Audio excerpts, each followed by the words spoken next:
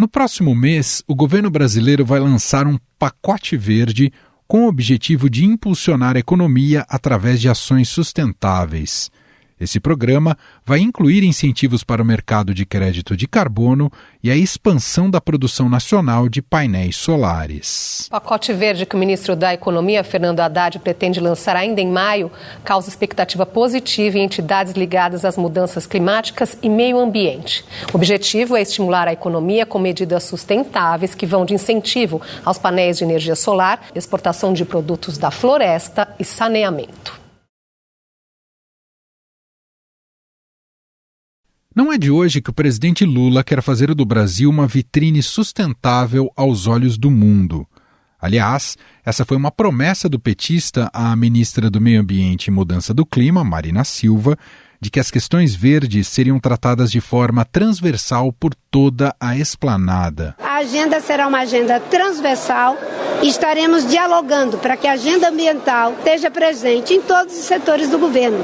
Esse é o comando do presidente. Iremos fortalecer o Sistema Nacional de Meio Ambiente, restabelecer o controle e a participação da sociedade, porque transparência, contribuição da sociedade só ajuda, não atrapalha.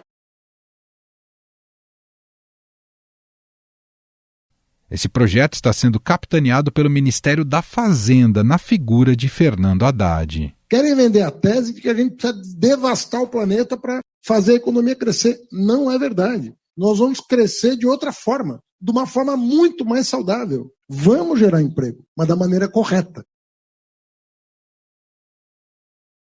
A intenção é que o anúncio oficial seja feito no mês que vem, porque o Brasil sediará um evento do Conselho de Fundos Climáticos em junho, com previsão de discurso de Haddad, e o país quer mostrar ao mundo que está atuando em várias frentes sustentáveis. O primeiro eixo do pacote verde é o de incentivos econômicos, onde está inserido o mercado de crédito de carbono ou títulos verdes, que podem ser adquiridos por empresas que emitem gases nocivos à atmosfera. O dinheiro usado nessa troca vai para a conservação de florestas públicas ou privadas. Também há uma grande expectativa em torno da regularização de um mercado nacional de créditos de carbono. Esse novo pacote verde deve ser anunciado no mês que vem, a tempo de causar uma boa impressão a reunião dos fundos de investimento climático em junho e o encontro do G20 em dezembro. Neste ponto, como a União Europeia é a região do planeta mais desenvolvida nesse tema e com negócios com o Brasil, o provável é que os parâmetros internos sejam definidos por meio dessa referência. O segundo eixo é o de adensamento tecnológico do setor produtivo, que engloba a Revolução 4.0, conceito que envolve a aplicação de tecnologia de dados e automação para aumentar a eficiência e a produtividade nas empresas. Um exemplo disso que estamos falando é o hidrogênio verde, produto que vem sendo apontado como grande diferencial sustentável do Brasil para a balança comercial. Considerado o combustível do futuro por ser uma das principais alternativas para a redução de fontes não renováveis, como o carbono, que contribui com o aquecimento global. Os europeus, sobretudo a Alemanha, estão de olho em uma coisa que o Brasil tem de sobra: energia limpa. Isso pode fazer do país o principal fornecedor do que está sendo chamado de combustível do futuro. O hidrogênio verde é um dos principais motores da neutralidade de carbono que a Alemanha e outros países da União Europeia querem alcançar até 2050. Neste processo estão também os incentivos para que a indústria nacional participe de todo o processo da transição para uma economia de baixo carbono, como, por exemplo, a produção de painéis solares. O terceiro bloco é o de bioeconomia, que é potencialmente favorável ao Brasil em relação ao restante do mundo. A participação de produtos brasileiros oriundos da floresta e da sociobiodiversidade é de 0,17% nas exportações domésticas e há como chegar a pelo menos 1 ou 2% do total, de acordo com cálculos da Fazenda. O quarto eixo é o da transição energética, assunto que recentemente foi também tratado na visita do presidente Lula à China. É preciso que a gente discuta a questão da transição energética, porque o Brasil é um país que tem um potencial extraordinário de energia limpa em todos os aspectos e que os chineses podem nos ajudar, não apenas na construção da nova matriz energética, mas as empresas deles participarem de associação com empresas brasileiras. Essa transição inclui a captura e a estocagem de carbono. O Brasil já faz, por exemplo, a captura de carbono em chaminés, onde há concentração imensa de CO2 quando algum combustível fóssil é queimado. O quinto bloco é o de resíduos e economia circular, considerado um tema subaproveitado no Brasil, com iniciativas já em andamento de logística reversa. A metade das emissões brasileiras de resíduos é proveniente de lixões e aterros sanitários e a outra metade de esgoto. Uma montanha de mais de 20 metros formada apenas de lixo. Esse é o cenário de um lixão a céu aberto. O método de descarte de resíduos é proibido no Brasil por várias leis, mas a realidade mostra que o problema está longe de ser resolvido. O sexto e último bloco é o de adaptação da mudança do clima e nova infraestrutura. Grande parte dessa área está relacionada a grandes obras que considerem a absorção de chuvas e a construção em áreas de risco. Um alerta para essa temporada chuvosa. Quase 4 milhões de pessoas vivem em áreas de risco no Brasil. É o que mostra um estudo que mapeou 1.600 cidades em todo o país.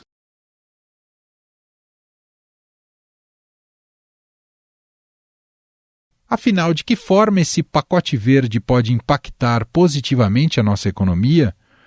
O Brasil está no rumo certo em relação a buscar a neutralidade das emissões? Sobre esses temas, vamos conversar a partir de agora com Nathalie Unterstel, presidente do Instituto Talanoa. Tudo bem, Nathalie? Seja muito bem-vinda. Obrigado por ter aceitado aqui o nosso convite. Muito obrigada, Emanuel. É um prazer poder falar com você e com os ouvintes. Nathalie, o fato de uma série de medidas estarem sendo elaboradas dentro do Ministério da Fazenda mostra que já há uma mudança de chave importante para se pensar políticas públicas nessa área?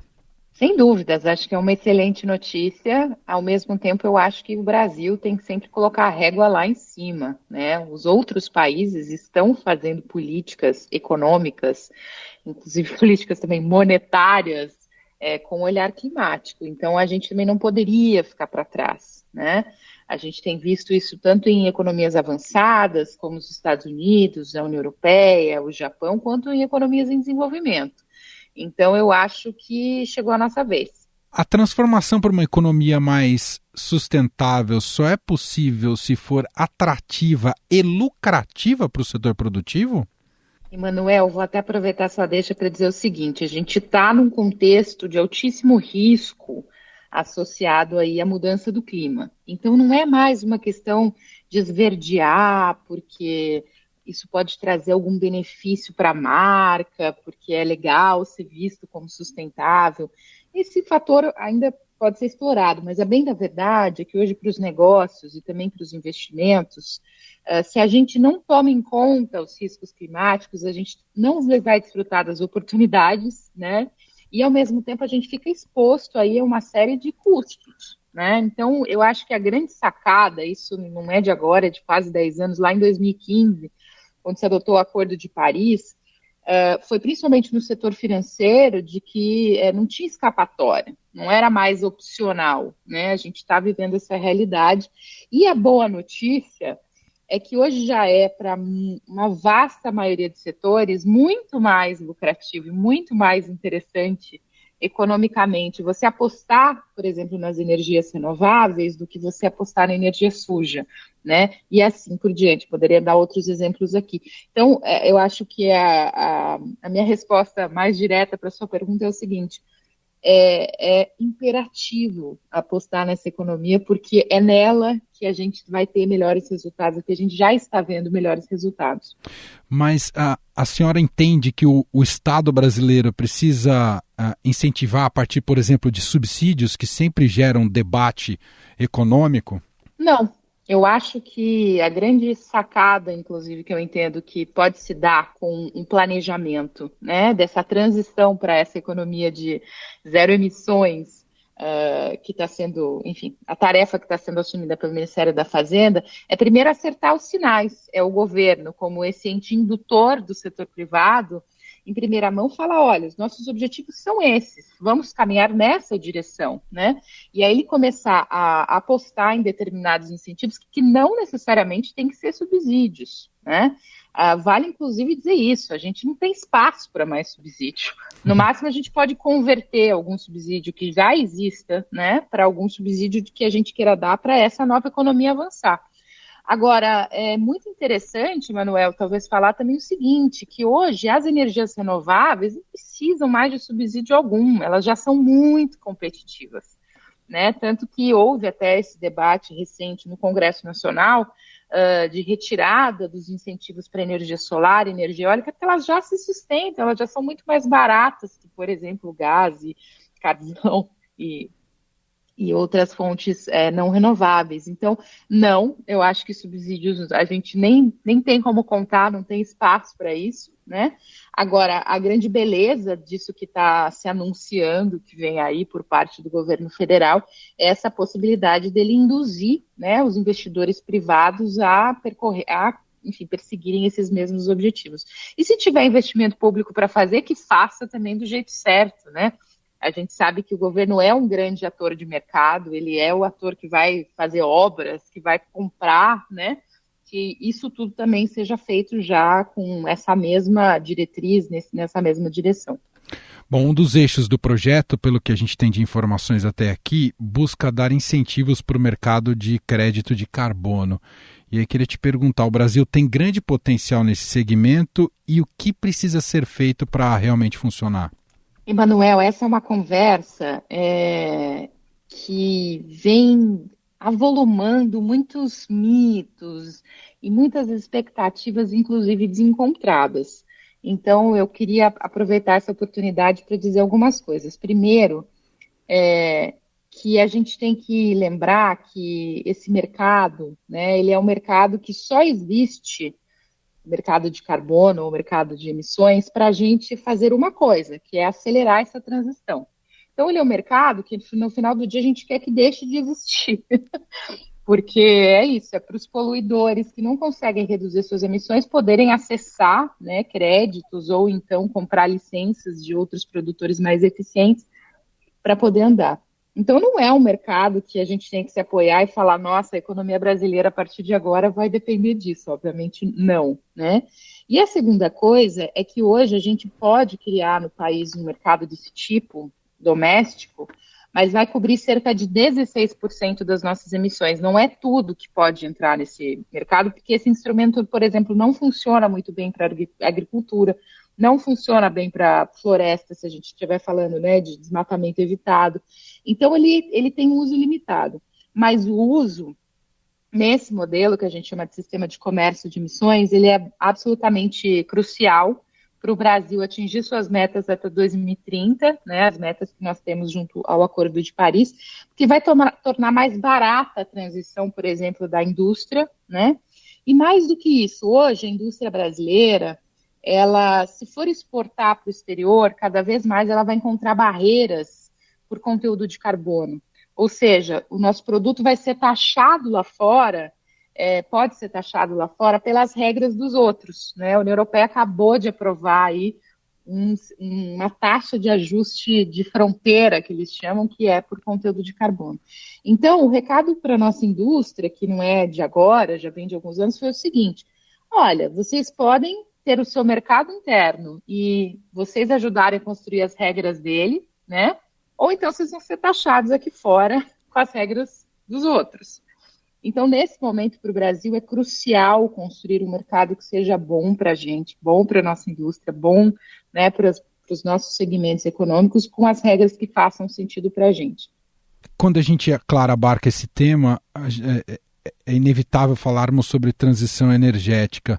E sempre se coloca o Brasil, né, como alguém que tem já um alto índice de matriz de fontes renováveis. Mas por que isso não é suficiente para a gente chegar às nossas metas de neutralidade? Nossa, pergunta super importante. A gente tem hoje na nossa matriz elétrica, né, ou seja, a luz, 82%, se não me engano, de renováveis. E no nosso sistema energético total, ou seja, considerando o transporte, é por volta aí de 48%. A gente está muito bem, Emanuel, se a gente se compara com os países, principalmente se a gente olha para o passado, né? Porque a maioria dos países ainda está tentando passar ali dos 30% totais, imagina, 80% de eletricidade é muita coisa. Por isso é insuficiente, porque a nossa descarbonização, né, como está proposta no mundo inteiro, ela tem que ser total. E o Brasil, nos últimos anos, em vez de ir do 80% para o 100%, ele está indo um pouquinho para trás. Então, a gente, inclusive porque depende muito da chuva, né, para a geração de energia, as nossas hidrelétricas estão aí, com a mudança do clima tem sido cada vez mais difícil essa produção, a gente tem tido que ligar térmicas, e as térmicas, em geral, são térmicas aí que usam, né, que usam fontes não renováveis. Então, o que acontece? A gente precisa acelerar e garantir a finalização desse processo, né? E, além disso, vale lembrar que ainda a nossa principal fonte de emissões, né, ou seja, aquilo que precisa ser atacado para a gente chegar à descarbonização, é o desmatamento, que continua em níveis irracionais, né? A gente perdeu nos últimos anos mais de 10 mil quilômetros quadrados por ano, só na Amazônia, fora no Cerrado, fora na Mata Atlântica, enfim, todos esses biomas viram, né, um aumento expressivo aí dessa perda da cobertura florestal nesses últimos anos. Então, a gente tem que atacar essas várias frentes. E eu aproveito para dizer uma coisa que eu acho que é crítica para nós brasileiros. A gente não tem mais o luxo de falar, primeiro a gente resolve o desmatamento, depois a gente vai tratar dos outros setores. Não temos mais.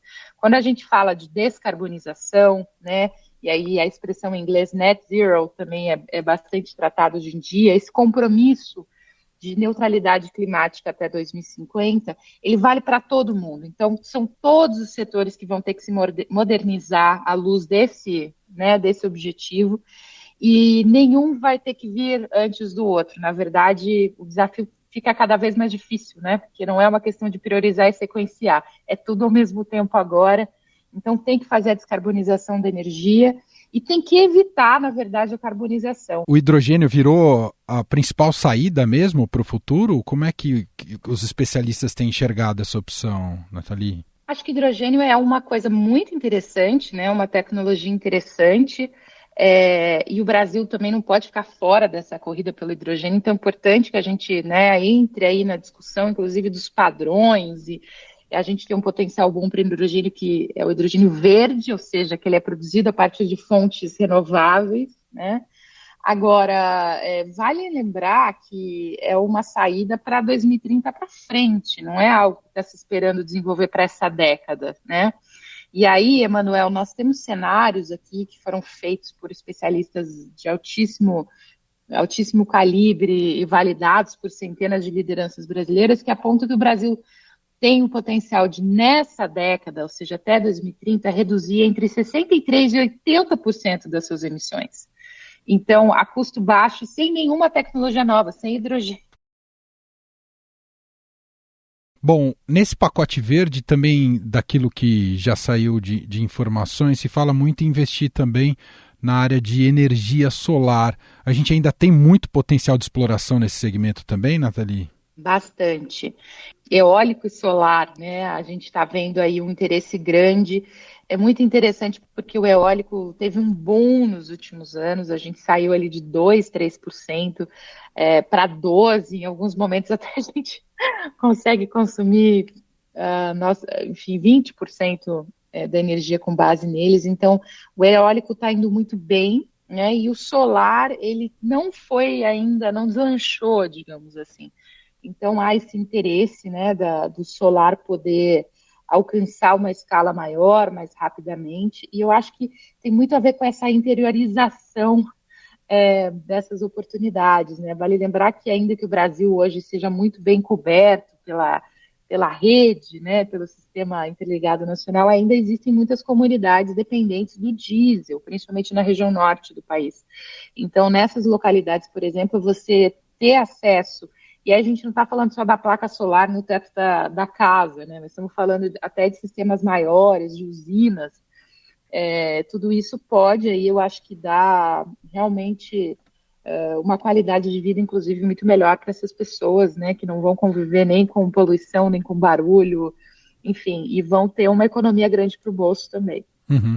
Bom, a gente tem falado muito aqui dessa nossa expectativa em relação a esse pacote sendo preparado ali no Ministério da Fazenda, mas queria aproveitar também para te ouvir sobre, e aí mais relacionado à atuação política ali do Ministério do Meio Ambiente, com a ministra Marina Silva, que ela tem batalhado muito nos bastidores para abrir espaço no governo para a criação da Autoridade Nacional de Segurança Climática. Queria te ouvir o quanto isso é fundamental para que o Brasil avance mais na agenda ambiental. Olha, Manuel, a perspectiva da gente ter uma governança climática com uma musculatura mais forte, ela é muito bem-vinda, especialmente depois aí de um período, né, desses últimos 4 anos, eles foram muito difíceis desse ponto de vista. A gente não viu essa governança climática realmente operar, ela perdeu, né, tônus. Então isso é muito bem-vindo, acho que tem uma demanda forte, não só da sociedade civil organizada, mas também do setor privado e dos próprios estados da federação, para que o Brasil crie aí uma plataforma robusta, né, de regulação, de planejamento e de implementação, assim como de financiamento desse grande plano aí de transição para zero emissões. Com relação a essa iniciativa de se ter uma autoridade climática, vale lembrar que isso foi objeto de pedidos durante a campanha presidencial, né? Mas se pensava no modelo em que essa autoridade ficasse sob a presidência, que ela pudesse atuar de uma maneira, né, transversal. Há uma proposta agora que é muito vocalizada, né, pela ministra Marina Silva, de se ter essa autoridade no MMA, e nesse momento eu acho difícil dizer se essa autoridade ela vai ser fundamental ou não para esse processo, porque nós não temos detalhes. Eu acho que não tenho segurança em afirmar aqui que, obviamente, a expectativa é muito positiva, mas a gente não conheceu ainda nenhum detalhe, não houve acesso a uma minuta, ela não foi colocada em consulta pública. Então, eu tenho dificuldades de cravar que esse é um movimento necessário, né? Só até para conectar com o começo da nossa conversa, mas a boa notícia até aqui é que há essa visão realmente, ou a Marina e o governo estão tentando implementar uma visão transversal, que é quase algo como uma lição até para a sociedade como um todo, como deve pensar a sua atuação, né? Seja no meio produtivo ou mesmo até aplicado na vida comum das pessoas, né? Em relação, não pensar algo como algo setorizado e isolado à parte, não é, Nathalie? Com certeza, Emanuel, e acho que isso vem muito do DNA, né, da ministra Marina, que há muito tempo já fala sobre esse aspecto da transversalidade dessa agenda, ou seja, não tem que colocar numa caixinha só, né, tem que ter muitas caixinhas, tem que ter elementos de coordenação. Então, acho que a expectativa é das melhores. Nesse momento, de novo, o próprio plano que o Ministério da Fazenda anunciou, ele ainda está no nível do anúncio. A gente também precisa ver os detalhes, tudo isso vem.